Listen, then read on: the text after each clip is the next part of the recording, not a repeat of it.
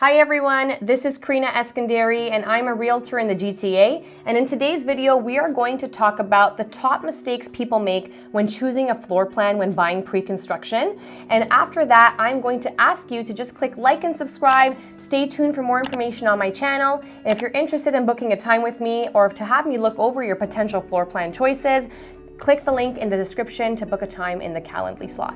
Buying a pre-construction is very different than buying a resale condo. When we book an appointment for a resale, we can feel it, we can smell it, we can walk in, we can look outside the window and see what our views are. Unfortunately, when it comes to pre-construction, we are buying based off of a floor plan that we see on a piece of paper or via our computer. So it's very, if you aren't familiar with what to look for, you might make a few mistakes when you're choosing what unit to purchase. So I want to talk about what to avoid in order to make sure you choose the right unit. Obviously, you're gonna pick with what's in budget, and I have a separate video about how to choose the right pre-construction in general. So this is going to be specific about choosing the floor plan. The first thing we wanna look for is you will be given a key plate. In that key plate, the floor plan that you're potentially choosing will typically be highlighted or shaded. Now, beside that, you are going to see a little compass.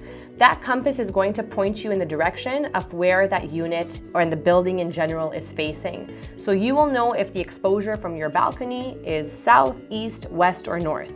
What you should make yourself familiar with and to study or ask your realtor or the project manager is what is being built or is existing in front of you to potentially block your view. If you have an existing building or a building being built 1 foot away from your face from that balcony, that's going to cause a negative impact, and it also will most likely mean your unit will be dark, and most people appreciate bright units with lots of sunlight. So number one is going to be figuring out what's going to be potentially blocking your exposure. I'm not saying to have to always aim to have completely clear views, because you could be paying a premium for something that's likely going to change, but to at least have the knowledge to understand what's existing or what's in proposal right in front of where you're being built. I would say typically 30 meters is a good distance away where it won't have a negative impact on the view of your unit if another building is being built about 30 meters away.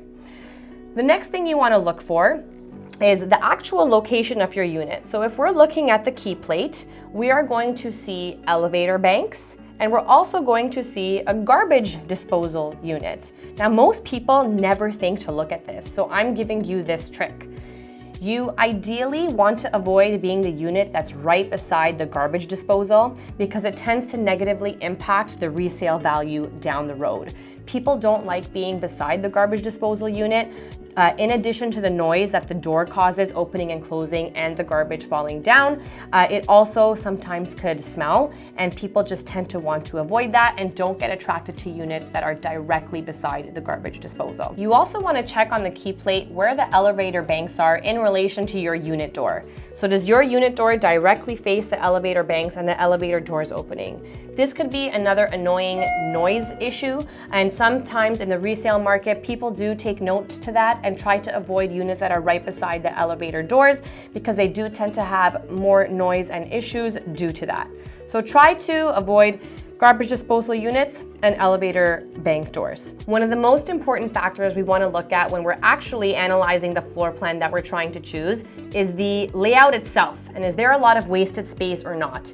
And what I mean by that is a lot of people get caught up in the exact square footage, but they don't realize that a lot of that square footage is sometimes wasted space. And it could make more sense going with a smaller unit that has a better layout than a larger unit that has super long hallways that just eat up square footage. So, for example, long hallways tend to be a waste of square footage and space, especially when we're talking about 500 to 600 square foot condos.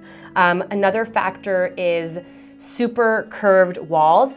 This means that we don't really have proper placement for furniture. While it might look really beautiful to have floor to ceiling glass windows on a curved scale, you have to imagine how someone's gonna be placing their furniture in that room and if it's gonna make sense. You also want to look for wall space. Wall space is huge when trying to determine furniture placement, and mainly the TV.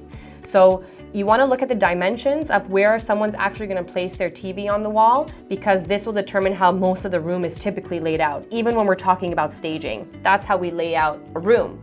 So these are the factors you want to mainly look into. And also looking into where the bathroom is in relation to the bedroom. Is it close to the bedroom, or does someone have to walk to the other end of the condo while they're dripping wet from their shower to come back from the bedroom, right? So all these little factors, where doors open, is the closet door going to open up into your bed? If you have a small bedroom, think about the actual closet opening up and what kind of furniture you can place there, right? So all these factors are little things you want to look at to ensure that your resale value is protected. All this being said, we can't be super picky, especially when we are an investor buying into a pre-construction site. To be more important to your return on investment is getting into the project at an early stage versus waiting for your dream layout to come out at a much higher price point. This could eat further into your return versus buying maybe not your top choice, but your second choice, and getting in the early stages of the project. No floor plan is completely perfect, but you want to look into at least a few of these factors and determine what's the most important for you within these categories before making your decision. As a VIP agent who specializes in pre-construction, I have seen a fair share of floor plans in many different projects, and I'm happy to help navigate what the best selection and project would be for you. Make sure you book an appointment with me in the description with the Calendly link, and please click like or subscribe for more information on Toronto and GTA's market.